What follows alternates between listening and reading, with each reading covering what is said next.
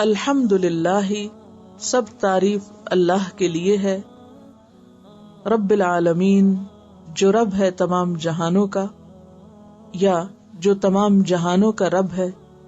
اب یہاں پر آپ دیکھیے کہ للہ، لام کا معنی ہے کے لیے، اردو میں بھی استعمال ہوتا ہے، جیسے لہذا یا الحمد للہ۔ ہم اردو میں بھی الحمد للہ کا لفظ بولتے ہیں اور اس میں بھی اسی معنی میں بولتے ہیں۔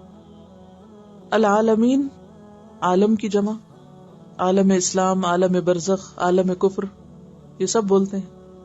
الحمد، حمد یحمد، سے حمد تعریف کرنے کو کہتے ہیں، کسی کے اچھے اوصاف بیان کرنا۔ بنیادی طور پر حمد ایک لطیف احساس ہے جو دل میں اٹھتا ہے۔ حمد کیا؟ ایک لطیف سا احساس ہے جو انسان کے اندر سے اٹھتا ہے اللہ کی تعریف اور اس کے شکر کے لیے۔ اب آپ دیکھیں کہ ہر طرف تو اللہ کی بنائی ہوئی چیزیں ہیں، تو پھر ساری تعریفیں اسی کی ہوں گی نا، اسی کی ہو جائیں گی نا، جب ہر چیز اس کی ہے۔ کسی انسان کے بھی جب آپ تعریف کرتے ہیں تو اس کو کس نے بنایا؟ کسی کی خوبصورت آنکھیں آپ کو دکھیں، کسی کی شکل، کسی کا رنگ، کسی کا کچھ۔ عموماً چھوٹے بچوں کو جب دیکھتے ہیں نا، نیو بورن بیبیز کو دیکھ کے تو سب کے اندر ایک تھرل آتی ہے نا، اور اس وقت ہر کوئی حیران ہوتا ہے، یار اب یہ ماں کے پیٹ سے کیا چیز برآمد ہوئی، یہ کس نے بنائی، کیسے بنائی؟ کبھی آپ ہاتھوں کو دیکھتے ہیں، کبھی انگلیاں دیکھتے ہیں، کبھی ناخن دیکھتے ہیں، کبھی بال دیکھتے ہیں، کبھی کچھ دیکھتے ہیں، کبھی کچھ دیکھتے ہیں۔ وہ منہ کھولتا ہے، زبان دیکھتے ہیں، آنکھ کھولتا ہے تو کہتے ہیں آنکھ کھول دی، حالانکہ آپ کے آس پاس بہت سے لوگ آنکھیں کھولے مگر ان کی کھلی آنکھیں آپ کے اندر تھرل نہیں پیدا کرتی۔ ایک دو میں اپنی آئی سائٹ چیک کرانے کے لیے کسی کلینک میں گئی تو وہاں اتنی بڑی آنکھ کی تصویر لگی تھی، میں نے رونا شروع کر دیا اس کو دیکھ کے۔ میں نے کہا کہ یار اب یہ بنایا تو نے ہمارے لیے، یہ کس طرح کام کرتی ہے آنکھ، اور یہ سب کیا ہے؟ ایک عجیب کیفیت دل میں آئی، اور اللہ کی وہ عظمت کا احساس جو عام طور پر آنکھ دیکھ کے کبھی نہیں خیال آیا، نہ اپنی آنکھوں کا خیال کر۔ تو جب کبھی بھی آپ کو اللہ کی کوئی عظمت یا قدرت یا تخلیق سمجھ آئے، نظر آئے، محسوس ہو، اس کے بعد جو آپ کے دل سے نکلے، جو آپ کے منہ سے نکلے، جو شکر آئے، یہی حمد ہے۔ اور یہ ساری اللہ ہی کے لیے، کیونکہ ہر چیز، اگر کسی انسان کے اندر کوئی خوبی ہے نا تو وہ بھی اس کی اپنی ذاتی نہیں ہے، وہ اس کی دی ہوئی ہے۔ اگر کوئی انسان خوبصورت ہے تو وہ اس کا کیا کمال ہے؟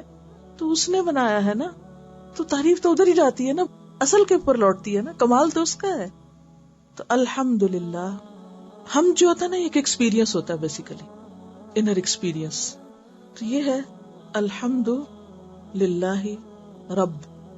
رب رے بے بے سے ہے، رب یرب سے۔ رب کہتے ہیں کسی چیز کو آہستہ آہستہ ذرے سے کمال تک پہنچانے والا۔ پالنا محدود معنی میں ہو جاتا ہے، اگر ہم کہیں نا پالنے والا تو وہ ایک لمیٹڈ معنی دیتا ہے، یعنی آپ کہہ سکتے ہیں پرورش کرنے والا، پرورش کرنے والا، پالنے والا۔ لیکن اس میں کیا چیز ہے؟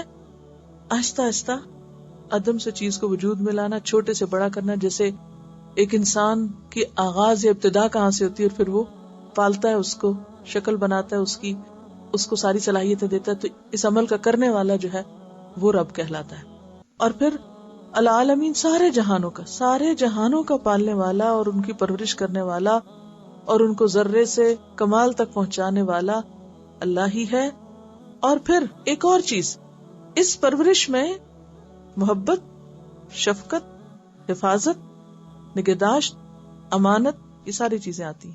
یعنی محض پالنے والا نہیں، بلکہ کس طرح پالتا ہے؟ جس کے اندر محبت بھی ہے، شفقت بھی ہے، حفاظت بھی ہے۔ اس کو کیسے نگہداشت کرتا ہے؟ ماں کے پیٹ میں کیسا انتظام کیا، 3 پردوں میں بچے کو رکھا اور کیسی حفاظت سے پالا اس کو، اور اس کی نگہداشت بھی کرتا ہے، اور پھر اس کو پورا اپنے کمال تک پہنچاتا ہے۔ اور بعض اوقات رب کا لفظ جو ہے وہ انسانوں کی طرف بھی منسوب کیا جاتا ہے، آقا یا مالک کے معنوں میں لیا جاتا ہے۔ عورت کو عربی میں کہتے ہیں ربۃ البیت، اس صورت میں مصدر بدل جاتا ہے، ربوبیت کی بجائے جو مصدر ہے وہ فرق ہو جاتا ہے۔ اگر آپ سمجھے کہ میں زیادہ دور تک جا رہی ہوں تو آپ بے شک مجھے روک سکتے ہیں کہ اتنی نہ باتیں بتائیں، کیونکہ مجھے نہیں معلوم کہ آپ کتنا اس کو لے سکیں، لیکن کچھ چیزیں ایسی ہیں کہ جو آپ لکھ لیں اور کچھ چیزیں سمجھ لیں بس۔ ضروری نہیں کہ لکھیں اور یاد کریں، اور ضروری نہیں کہ امتحان میں آئے، لیکن تھوڑا سا اگر نالج زیادہ اور خود ہی تو آپ نے کہا ہم نے دعا مانگی ربی زدنی علما، اور اگر اس کے لیے کچھ موقع مل جائے تو پریشان نہ ہو. تو بہرحال اس میں یہ ہے کہ ربوبیت کی بجائے ربابیت اس کا مصدر ہوتا ہے جب انسان کی طرف اس کا. تو اب اس کے لیے ربۃ البیت عورت کو کہتے ہیں، گھر کی مالکہ کے لیے. کیوں؟ عورت کیا کرتی؟ بچے پالتی ہے اور گھر کی ہر چیز کی نگہداشت کرتی ہے، حفاظت کرتی ہے، ایک خاص کیئر کرتی ہے. تو یہ اس وجہ سے اس کو، اور یہ سب چیزیں مالک کے اندر ہی آتی ہیں، کیونکہ جو مالک نہیں ہوتا نا اس کو چیزوں کی پرواہ بھی نہیں ہوتی. تو اللہ تعالیٰ چونکہ سب چیزوں کا خالق ہے تو مالک ہے، تو سب کی حفاظت بھی پھر کر رہا ہے نا، ہر ایک کو پنپنے کا موقع دے رہا ہے، پلنے پھولنے کا. العالمین، عالمین عالم کی جمع ہے. عالم کا لفظ جو ہے اس کا روٹ کیا ہوگا بلا؟ عین لام میم علم. اس روٹ سے ایک اور لفظ بھی بنا ہوا ہے، وہ کیا ہے؟ علم. علم کا کیا معنی ہوتا ہے؟ جاننا. تو عالم پھر کیا چیز ہوگی؟ عالم نہیں ہے، عالم ہے، فرق ہے. جہان تو ہے لیکن اس کا جو روٹ ہے عین لام میم، اس سے یہ پتہ چلتا ہے کہ عالم ہے وہ چیز جس سے کچھ جانا جائے، پہچانا جائے. یعنی ہر وہ چیز جو اپنے بنانے والے کی پہچان کا ذریعہ ہے. ہم مثلا درختوں کو دیکھتے تو ہمیں کون یاد آتا ہے؟ تو یہ پہچان ہے نا کس کی؟ بنانے والے کی. عالم جس سے کوئی چیز پہچانی جائے، یعنی یہ لفظ ہی معنی ہے، یعنی جس کے ذریعے کوئی چیز پہچانی جائے. عالمین کیا؟ سارے جہان. تو ہر چیز سے کون پہچانا جا رہا ہے؟ اللہ تعالی. ہر چیز کس چیز کی طرف دلالت کر رہی ہے آپ کی؟ اللہ کے بنانے والے کی طرف. الحمدللہ رب العالمین، سب تعریف اللہ کے لیے ہے جو رب ہے تمام جہانوں کا. حمد نعمتوں کے اعتراف کے لیے ہوتا ہے، یا حمد کا معنی ہے نعمت کا اعتراف کرنا کہ یہ میرے رب نے ہی مجھے دی ہے، یہ اسی کی طرف سے مجھے ملی. بندہ مومن ہر خیر اور ہر بھلائی کے ملنے پر بھلائی دینے والے کو یاد کرتا ہے، اس کا شکر کرتا ہے، اس کی طرف رجوع کرتا ہے، اس کا اعتراف کرتا ہے کہ اس نے مجھے دی.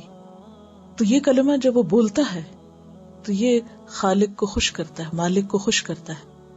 اسی لیے جب ایک دفعہ انسان دل سے، ایک تو نا زبانی تکرار ہم کرتے رہتے ہیں وہ بھی ٹھیک ہے، لیکن ایک یہ کہ دل سے کھانا کھاتا ہے یا پانی پیتا ہے یا کوئی بھی نعمت اس کو ملتی ہے جس سے وہ راحت اور سکون پاتا ہے یا خوشی ملتی ہے، چاہے وہ دیکھنے کی ہو، چاہے وہ کھانے کی ہو، چاہے وہ نیند جیسی نعمت ہو، تو وہ کیا کرتا ہے؟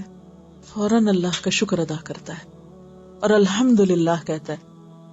تو جو شخص دل سے الحمدللہ کہتا ہے تو صحیح مسلم میں آتا ہے الحمدللہ تملأ المیزان. الحمدللہ کا کہنا میزان کو بھر دیتا ہے، یعنی اللہ کے نزدیک اتنا پسندیدہ کلمہ ہے.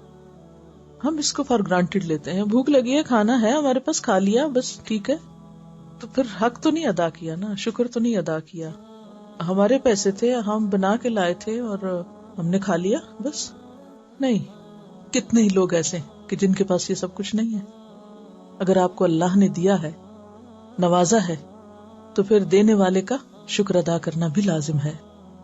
ترمذی کی روایت ہے الحمدللہ افضل الدعاء، الحمدللہ سب دعاؤں سے افضل ہے.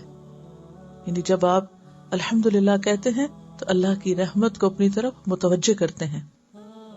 اسی طرح الحمدللہ مختصر ترین ہے، لیکن حمد کے اور بھی کئی طریقے اور انداز ہیں جو مختلف مقامات پر ان کا اظہار کیا گیا. مثلا بندہ مومن صبح اٹھتا ہے تو الحمدللہ سے آغاز کرتا ہے، کھاتا ہے پیتا ہے تو الحمدللہ پڑھتا ہے. پھر اسی طرح نماز میں رکوع کے بعد حمدن کثیرا طیبا مبارکا فی، یا ملء السماوات وملء الارض وملء ما بینہما وملء ما شئت من شیء بعد، اور آگے بھی طویل روایت ہے یہ. تو اس وقت بھی کھڑے ہو کر وہ اللہ کی نعمتوں کو یاد کر کے شکر ادا کرتا ہے. اسی طرح جب کوئی اس کی زندگی میں خاص نعمت آتی ہے تو وہ اپنے اپنے الفاظ میں اس کا اظہار کرتا ہے، کیونکہ وہ جیسے پہلے میں نے لفظی وضاحت میں عرض کیا تھا کہ وہ جو ایک تھرل دل میں پیدا ہوتی ہے کسی نعمت کو دیکھ کر، تو اس کے بعد پھر بے ساختہ جو الفاظ زبان سے نکلتے ہیں وہ اللہ کے ہاں بہت ہی ویلیوبل یا قدر کیے گئے الفاظ ہوتے ہیں. اس لیے ہم دیکھتے ہیں کہ جب کسی شخص نے آپ صلی اللہ علیہ وسلم کے پیچھے نماز پڑھتے وقت رکوع سے اٹھ کر یہ کہا تھا ربنا ولک الحمد، تو آپ نے پوچھا تھا سلام پھیرنے کے بعد کہ یہ کس نے یہ کلمہ ادا کیا، کیونکہ میں نے دیکھا 30 سے زائد فرشتے لپکے اس کلمے کو اٹھانے کے لیے. یعنی اتنی بڑی بات اس نے کہی، اور وہ کیا تھا؟ دراصل محبت کا اظہار تھا، اپنے جذبات کا اظہار تھا کہ یا رب تیرا شکر کیسے ادا کروں. کوئی اس کو نعمت یاد آئی ہوگی اللہ کی. تو الحمدللہ کہنا بہترین الفاظ میں اللہ کی نعمت کا شکر ادا کرنا ہے. تو الحمدللہ رب العالمین. اور یہاں پر رب العالمین کیوں کہا گیا؟ کہ یا رب تو مجھے بھی دیتا ہے، اور تو پورے جہان کا پالنے والا ہے، سب کی نگہداشت کر رہا ہے، سب کو کھلا رہا ہے، پلا رہا ہے. تیرا کس طرح شکر ادا کیا جائے.